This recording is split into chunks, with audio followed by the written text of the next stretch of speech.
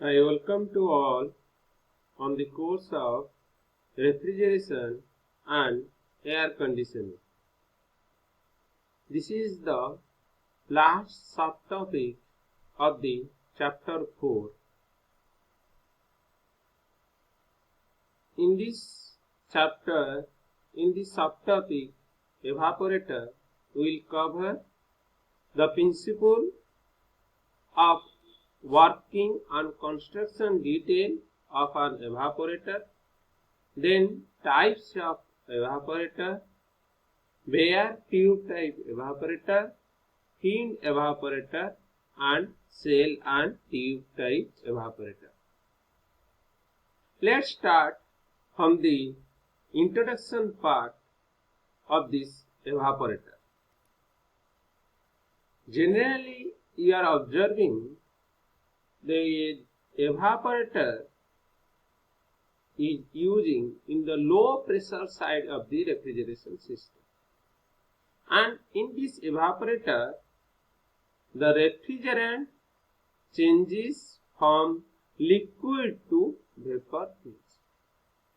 As the refrigerant absorbs the heat from the evaporating space, the refrigerant phase changes, and from the space it absorbs the heat, that space getting cooled. This is the main purpose of evaporator using in the refrigeration system. Let's come to the definition. The evaporator is a heat transfer system. It is the part of refrigeration cycle in which the liquid refrigerant evaporates for purpose of removing the heat from the refrigerating space or the product. Let's come to the working principle. The evaporator is the important device used in the low pressure side of the refrigeration system. The liquid refrigerant from the expansion valve enters the evaporator, where it evaporated and changes to the vapor.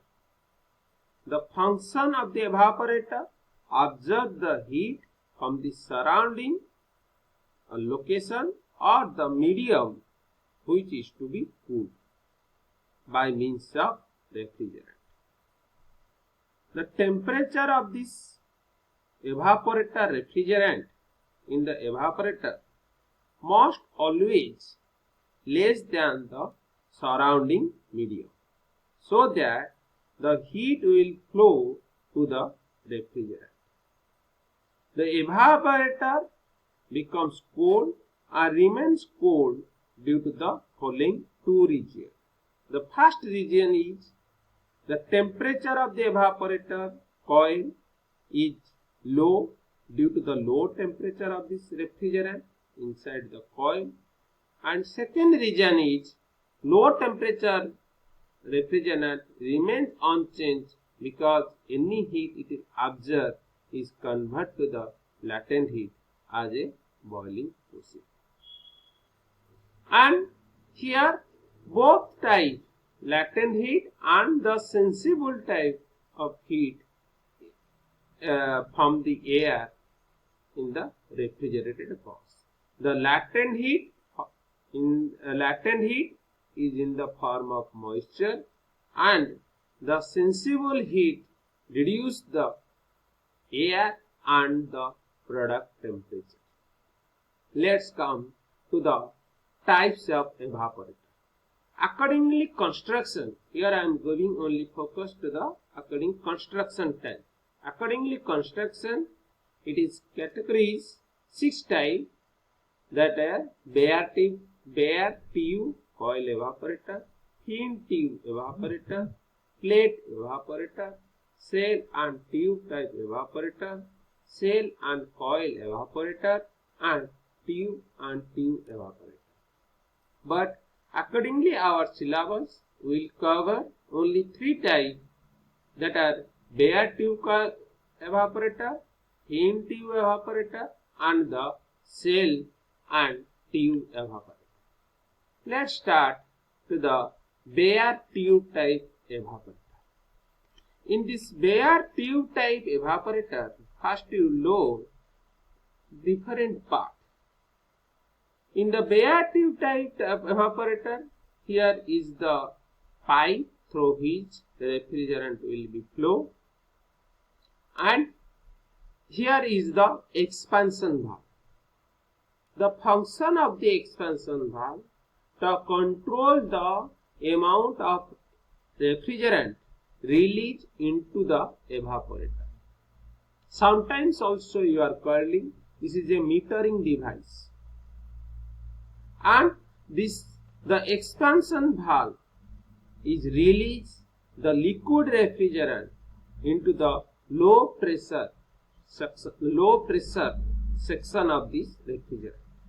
It does not react to the temperature such as capillary tube. So let's come to the other part of this bare tube type coil evaporator. The bare tube type coil evaporator, sometimes known as prime surface evaporator, because of its simple construction. And due to the simple construction, easily we can clean and the defrost. The amount of surface area may be increased by simply extending the length of this tube, but there is disadvantage if you are excessive tube length. What is the disadvantage? The main disadvantage, if you are increasing the length of the tube, it's limited by the capacity of the expansion valve.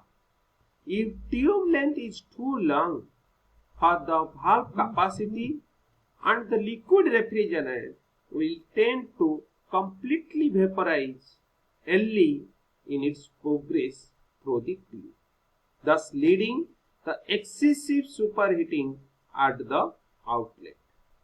And this long tube will also cause greater pressure drop between the inlet and the outlet of this evaporator, and this result in reduce the suction line pressure.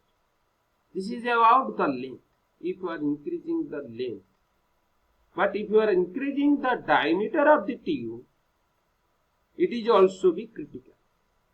If the tube diameter is too large, the refrigerant velocity is also too low, and the volume of refrigerant will be the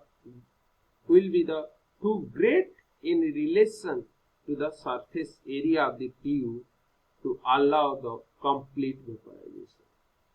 This is turn may allow the liquid refrigerant to enter the suction line with possible damage to the compressor. On the other hand, if the diameter is too small, the pressure drop due to the friction may be too high and will reduce the system efficiency. So we can't increase the length, we can decrease also diameter, or we can also not increase the diameter of this pipe. So the bare tube of evaporator may be used in the refrigerator requirement, and it is limited to application where box temperature are under 0 degree Celsius. So this is all about the bare tube type evaporator.